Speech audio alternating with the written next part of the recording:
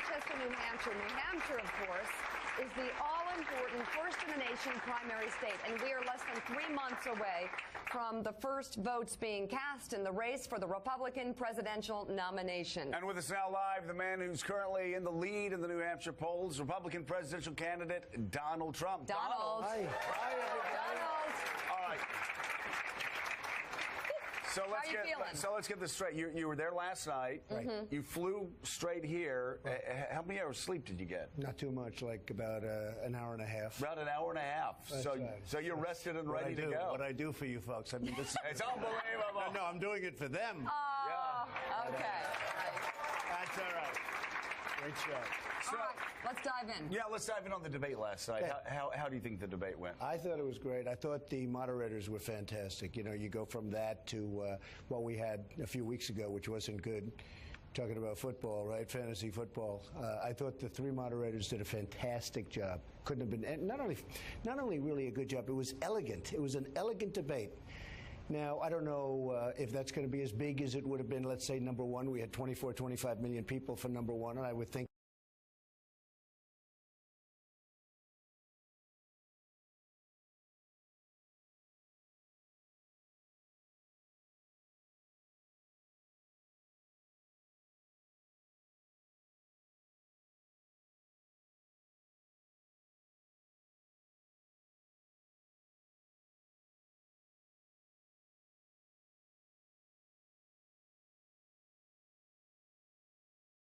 any questions. He didn't really have a lot of understand what airtime, but I thought he was good. He was right next to me. I thought he was good. Go ahead. I know, I'm just curious. So you were very critical of Ben Carson on the campaign trail last week. It went after him, but last night seemed to keep the gloves off. Well, why is that? I don't want to be critical. You know, I like him to start off with. I do. I like him. I don't want to be critical. But last night they were asking questions. Ben and I have gotten along very well over the period of time. I've actually become friends with a lot of the people that are up there. Right. Some very good people up there, actually. Is Ben Carson qualified to be president of the United States? Well, I don't want to say, Joe. That's not for me to say. I mean, you know, look, it's... Would you let him run one of your companies? I would let him operate on a friend of mine. Not necessarily me, but a friend of mine. Yeah. No, but would you let him run one of your companies? Sure. If you're talking about a company, you're sure. You would never let him run one of your companies. Why are you being nice? Boy, you are really critical. No, I'm just curious why you're being nice this morning. Nice. I'm trying to be. New Hampshire I read where one of the folks said some really nice things about me this morning on someplace, and it didn't happen to be here. But actually, Katie Tur, what happened? She was so great. I just saw her back there. I gave her a big kiss. Really? She was fantastic. Okay. But on one of the I don't even know what to say about that. She was so positive about my performance last night, so it was great. So let's talk about policy. A big battle over what the United States should and shouldn't do. The Republican Party obviously has been run by neocons over the past decade. You had Marco Rubio on one side of the debate who wants to spend $1 trillion more on national defense and wants to be, well, he's a neocon. And then on the other side, you had Rand Paul. Right. Where exactly do you stand between those two polar opposites? I would say I am the most militaristic person on that stage, but I also know when to do it. You know, you saw that. In fact, I tell the story about you where you almost fell over when in my book that was written in 2000, prior to the World Trade Center coming down, I was talking about Osama bin Laden is going to come onto our shores and do some bad stuff. We better be careful. And Joe asked, when was that book written? It was written before the World Trade Center came down, and you couldn't remember. You said, whoa, that's pretty amazing. Yeah. It depends on what we're talking about. It depends on where. I mean, we have to be top-of-the-line military. We have to spend a lot of money in military. You know, frankly, it's a great expenditure because the more we spend, the less we're going to have to use it, the way I look at it. People are looking at us right now as weak, ineffective. We don't know what we're doing. We don't have strong leadership. They have a lot of bad things going. And but you say that the United States should not be the world's policeman. No, we look, Joe, we owe $19 trillion. Does that put you in line with where Barack Obama is as far as leading from behind? No, I think I'm a little bit more on the let's go side than that. But at the same time, I love the fact that look, Putin is bombing the hell out of somebody, And the people that he's bombing right now have to be ISIS to a certain extent. They just probably blew up his airplane. You know, that was a Russian plane, and it went down, and I assume it was a bomb. I think they don't want to say it, but it looks like it was a bomb. And having Putin dropping bombs on ISIS is a very positive thing. We don't have to do 100% of the bombing. So now, Jeb Bush says that that's reckless and irresponsible. No, I think it's irresponsible for us to get bogged down in Syria, and maybe let's end up with World War III over Syria, where we don't even want to be in the first place, and you have a migration with millions of people coming out, going all over the world. Nobody knows what's happening. And frankly, Assad is a bad guy, but we're backing people that we don't even know who the hell they are. You know, this is another Libya deal. We're backing people that we don't even know who they are, Joe, and giving billions of dollars worth of stuff, and they're getting the hell knocked out of them anyway, because now Russia's taking care of that one. But we have no idea. I spoke to a general 2 weeks ago who was really up on it, and he said, Donald, we have no idea who those people are that we're giving all of this stuff to. So if Assad got knocked off, let's say they get knocked off, he gets knocked off, what do we have? I mean, we don't know if it's going to be worse than Assad.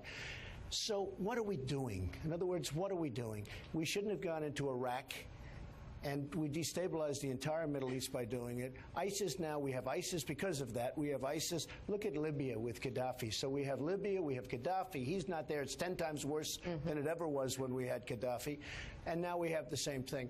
We owe $19 trillion. We have bridges are falling down. Our roadways are falling. Our airports. You know, I travel all over the world. I see airports, the most beautiful things you've ever seen, like cathedrals. Singapore. Anywhere. I can name 20 different places, and then you land at LaGuardia, and you have potholes in the runway, okay? It's the place is falling apart. But there is a beautiful Trump airplane at the end of the runway. Oh, you see please. every time you land in LaGuardia. Okay. No, I'm not being sucked. It is funny. Every time you land. When it comes to the infrastructure that we have that's falling apart, there is so much that needs to be done here. And last night I heard you say that you would keep the minimum wage as is, that you would not raise it. Explain how that is necessarily good for the economy. It's a very tough thing. Because $7.50 an hour, Donald, nobody can live on that. And there are people living on that. Mika, we're becoming a non-competitive country. That's the problem. We're becoming non-competitive. I would love to say make it $50 an hour. I think it's great. I understand. You know what? You it's a can't tough do that. position politically. I mean, the best thing for me to say, I'm running for all of a sudden for the last 4 months. The first time in my life, I'm a politician. I can't believe this. I'm a politician. I never respected politicians. Now I'm a politician. Donald, do you have people working for you making $7.50 an hour? Here's the thing. Yeah, probably. Maybe I do. Really? I don't know. Maybe somewhere along the line I got thousands of people. But you know what? We have to become competitive with the world. Our taxes are too high. Our wages are too high. Everything's too high.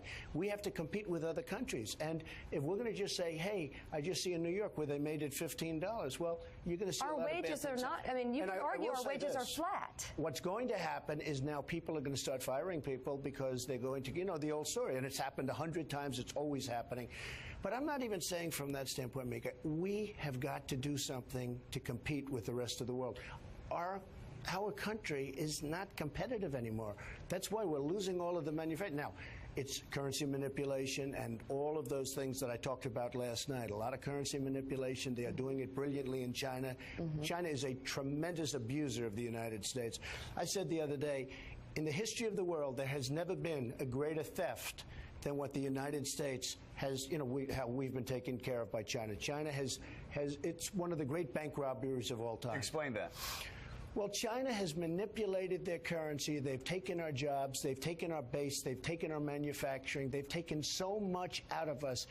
Hundreds of thousands of companies. We have lost hundreds of thousands of companies and millions of jobs. But isn't that better, though, for the consumers? That yes, maybe China can build something cheaper, but it comes back to us at the end of the day where Joe, we actually purchase. You know what? It's better for China.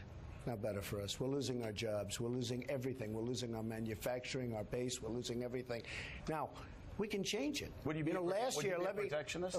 No, I'm not a protectionist. I'm a free trader. But we have to have better deals.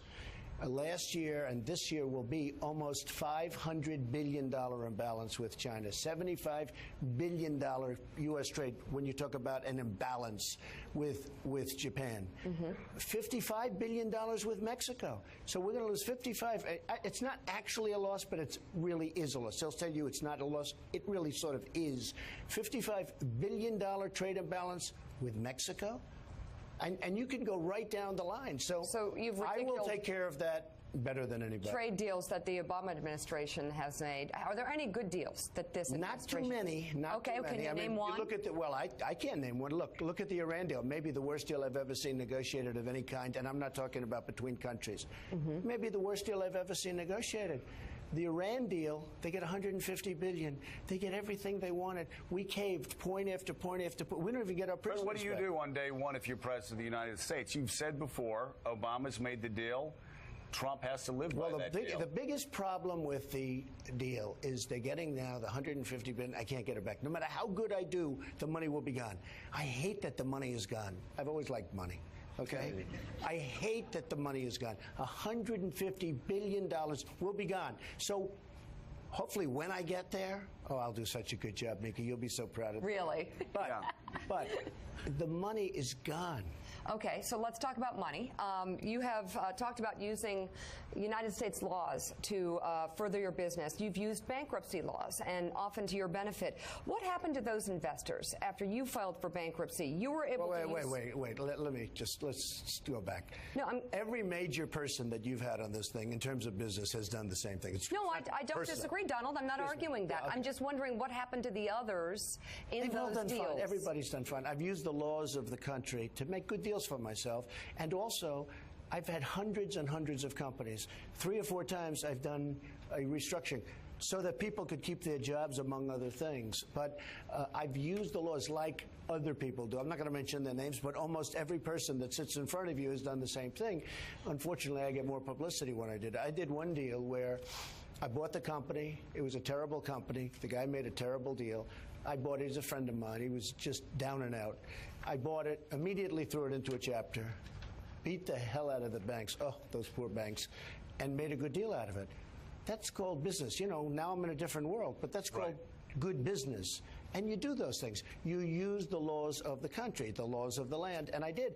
And and I can go 1, 2, 3, name the top 10 business people that you know. I can tell you most of them have done the same thing as I. So let's look, also some major companies, whether it's Delta or other companies have done the same thing. Let's talk about. Well, you take a look at Atlantic City. Almost everybody's in bankruptcy in Atlantic City. Caesars just filed for bankruptcy. Who would think Caesars? But Caesars just filed for bankruptcy. Thousands of jobs. Yeah, Leon Black, smart guy. But Caesars just filed for bankruptcy. Many, many top business people, and I mean the top. Right. And we do it because it's good. Let's talk about immigration. Last night you got pounded from all sides, mainly from John Kasich, though, and Jeb Bush saying that your plan to deport illegal immigrants was not realistic. Well, I think it's very good. First of all, we have a country. We're a country of law. We have to abide by certain things. You need borders. I will build a wall. I will get the wall to be paid for by Mexico. And I've said, they did that little skit. They did the skit on Saturday Night Live. Where the president of Mexico walks in, I have a check. And how exactly do you do that? And he gave me a $20 billion check, even though it's going to cost $7. I said, it's too much, Enrique. It's too much. No. So how exact? We'll get to SNL in a little bit. How exactly do you get Mexico to pay for the? It's very easy. I just told you, trade imbalance of between $45 and $55 billion. The wall. You're talking about, they were going to spend $12 billion on the wall. I'm going to spend 7 or 8. It's going to be bigger, better, and nicer. I know how to build. Okay. But Mexico's going to pay. When you're losing we get billions of dollars to Mexico. Billions. But you need the wall. You need it because, and by the way, walls do work. All you have to do is call up Israel, say, how's your wall working? But how do you deport 12 million? How do you deport 12 million? Okay, so let me illegal immigrants? You do it because they're here illegally. You do it. Now, remember this: in 1952. Dwight Eisenhower was a nice man, right? I mean, whether people like him, don't like him, people thought of him as remember the expression, I like Ike. Right. That was his, like mine's Make America Great Again. Right. I still like that one better. We could go, I like Donald, but it doesn't work, right? But I like Ike, that was his expression. Dwight Eisenhower sent millions of people, 1.5 million at a minimum, people out, illegal immigrants. He sent them out. And by the way, brought them out, brought them to the border, let them go, they came back. Let them go again, they came back. Let them go a third time, They came back. The fourth time, he moved them all the way south. They never came back again. So we're going to dig deeper on that after a break. Just to close out, I have a question for you. The new Prime Minister of Canada has pledged to hire 50% women, 15 men, 15 women in his cabinet. And he was asked why, and he said because it's 2015. Will you make a similar pledge? Will you have women in your cabinet? Well, I think you know a lot about my company, and I have many women in my company. I know and that. Probably more than almost anybody proportionally. It's just about 50%, might even be more than 50%. So I'm not one that has to make a pledge, and I wouldn't want that because I will tell you, I want the best person at each position, okay? And I think you'd want to hear that. I want to get the best. Carl Icahn endorsed me. I'm going to get Carl involved with China. And Carl's a great businessman. I'm going to say, Carl, watch our trade deal. It stinks with China. All of a sudden, we're going to say, wow, you know, things are getting really good with China. I'm going to get the best people for the job.